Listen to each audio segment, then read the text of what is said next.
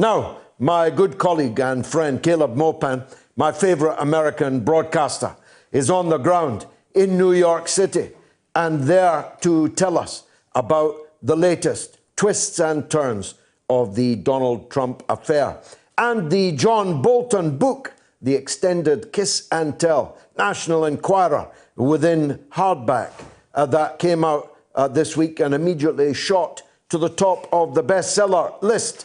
And of course, I'll be asking, as I always do, where is Joe Biden? Well, even Joe Biden doesn't know the answer to that question, but Caleb Maupin will. He is the legendary speaker, writer, broadcaster, and political analyst, and a man with a great bookshelf too. Caleb, welcome back to the mother of all talk shows. Let's start with the fiasco in Tulsa yesterday. Tell us what you thought of that. Well, Donald Trump just didn't seem to have the energy we're used to getting from him. He spoke to an audience. There were a lot of empty chairs in the crowd. And that may have, affected Donald Trump on some level. We know that when you watch his speech, he spent about 10 minutes talking about how he had dismounted the stage at the West Point commencement ceremony. And he, went into detail about how the ramp from the stage was very slippery. He'd been wearing leather shoes. He went into great detail about this little incident at West Point.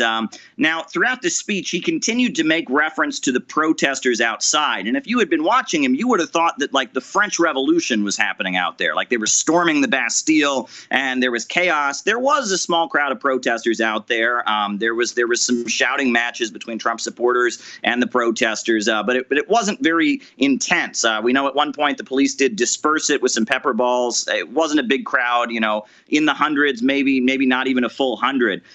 Tulsa, Oklahoma, where Trump spoke, is not known as a left-wing stronghold by any means. But they blame the low audience turnout on the protesters. That's the position of the White House, is that the low audience turnout over the lack of people in the audience, that was caused by the protesters. However, the New York Times is saying it was a gang of internet pranksters on TikTok, and they're the ones responsible, that they had a lot of people reserve seats and not show up. So why exactly the crowd was small remains in question. There's dispute about it, but it wasn't Trump's strongest moment. I think he was hoping to start his campaign with a big, strong rally.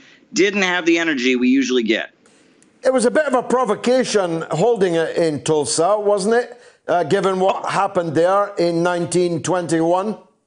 Indeed, right. I mean, Tulsa, Oklahoma was the site of a horrendous massacre. They used to call it Black Wall Street. There were a lot of black-owned businesses there. It was kind of a business district for African-American businessmen, and the African-American community had kind of set up shop in Tulsa. And then there was a horrendous massacre, all kinds of people killed. They blamed Bolshevik agitators for the whole thing in the American media. But regardless, it was a racist massacre. And Trump had originally intended to not have his rally on Saturday, but on Friday, which is June 19th, Juneteenth, which is a holiday that is very important to the African-American community that commemorates the abolition of slavery. So he was forced by public outcry to have the rally one day later. But many saw it as a provocative move, something offensive in the face of all the widespread protests highlighting police brutality and racism in the United States. Quite a wild day. One of Trump's remarks from the rally has sparked quite a bit of controversy because apparently he said on the stage, if you watch it, you can hear it, he said that he had asked for them to slow down COVID-19 testing in the United States because the statistics were hurting the administration's image. Now, the White House has said that was a joke. That was simply an offhanded joke. Trump never tried to slow down COVID-19 testing.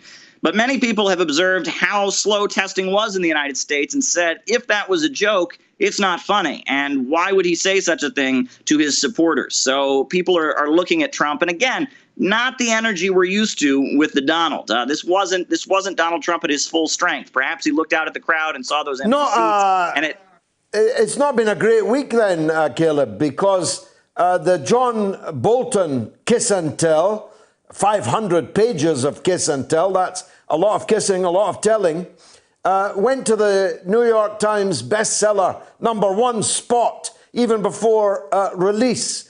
What can you tell us about the importance of that book? Well, the courts have stepped in and said that John Bolton violated procedure, right? I mean, there was potentially information in that book that could have been a breach of national security, and that he didn't follow the proper procedure before publishing that book. And the courts may even be taking away some of the money he makes from the book, the $2 million advance and such. But regardless, it appears that the book is arguing that Donald Trump just isn't enough of a warmonger. That Donald Trump, just wasn't excited about military interventions around the world. And that's what John Bolton is all about. John Bolton was Mr. Invade Iraq. He's Mr. Confront Russia. He's Mr. Overthrow the government of Venezuela. He is a regime change enthusiast. So we now have Donald Trump tweeting out anger at John Bolton and saying that John Bolton loves dropping bombs. And Donald Trump seems to be countering John Bolton with some isolationist rhetoric, saying that John Bolton is just too enthusiastic about foreign entanglements. That seems to be the situation. But now we have the liberals, of course, supporting John Bolton and saying John Bolton's great. One thing people have noticed about the book, though, is it speaks very highly of Mike Pence. John Bolton seems to have blasted many people throughout the Trump administration, but he seems to have singled out Mike Pence, the vice president, for praise, which speculates. Many people speculate that if Trump were to step down and President Pence were to come in, that neocon faction that John Bolton represents might be satisfied. I watched, I think it was a four-parter on Netflix on Trump this past week. It is an incredible story. In one sense, it could only happen in America. This is a failed casino owner, a man who inherited millions from his real estate father and lost most of it, who's probably not remotely as rich as he has led us to believe, and yet he's still hanging in there. And he's still got a fighting chance, doesn't he, of being re-elected in November, if only because the Democrats have chosen Biden. Oh, absolutely. I mean, Biden has certainly raised more money than Donald Trump so far in the campaign, but he's put out these rather dull and boring advertisements that are not really stoking lots of enthusiasm. And it seems like the slogan of the Biden campaign is "He's not Trump," and they just seem to be jumping on the idea that Biden is not Trump, that Trump is no good, echoing mainstream media critiques of Donald Trump. But Donald Trump's rise really fits into the strange peculiarity of American politics, especially since the Second World War, because Tulsa, Oklahoma, where Trump spoke, 100 years ago, that was a socialist stronghold. Right? Oklahoma, the Okies were known for electing socialists and anarchists and wobblies and radicals to office. During World War I, there was a huge uprising called the Green Corn Rebellion of white farmers, Native Americans, African Americans who joined arm in arm saying they didn't want to fight in World War I. Oklahoma, the heartland of America, Kansas, Nebraska, Iowa, these used to be strongholds for socialism and radical politics. But politics in the USA have gotten so confused and bizarre, it seems like leftism in the United States has become synonymous with anti-populism, whereas the right wing seems to have harnessed the banner of fighting for the people against the elites. So American politics has gotten so bizarre. Donald Trump is just kind of an incarnation of how weird things have gotten in the United States, where populism is a bad word in left-wing circles, and it's the far right wing that believe in unregulated capitalism and lowering the taxes on the rich and gutting the welfare state. They seem to be the ones that harness fighting for the working man. Extraordinary. Now, the coronavirus number in Germany today, this evening, has been reported as having rocketed to an R number of 2.88. That's from 1.75, which was high enough. Keeping it under 1 is obviously vital to killing this coronavirus pandemic.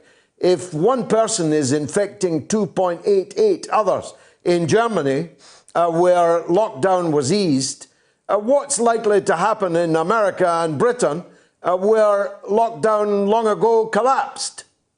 Well, I'm in New York City, and New York City seems to be the only part of the country where cases are not rapidly rising. We got hammered with it at the beginning, as you'll remember.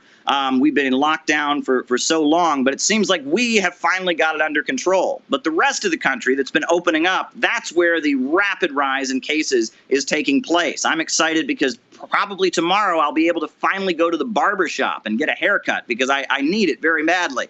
The restaurants might be opening up here very soon, but all over the country, many states are seeing a rapid increase in COVID-19. Now, many people are wondering, what will be the result of this rally? Because this rally that Donald Trump had, many people speculated that it was a public health risk. Donald Trump shot back and said no one was saying that about all the protests that are taking place. But regardless, if Trump's supporters end up getting COVID-19 from the rally, that could hurt him if it looks like he's endangering his supporters. But on the other hand, if the Trump supporters come out of the rally unscathed, if there's not infections as a result of that rally, that will further the idea that this is all a big conspiracy and a hoax from the Illuminati and the thing up on the thing. Those ideas are pretty widespread among Trump supporters, and that could actually help Donald Trump. And it could be seen as Donald Trump had a bold act by having a rally despite the public health warnings.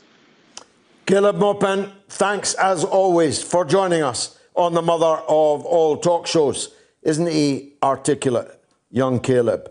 He's my colleague at RT America.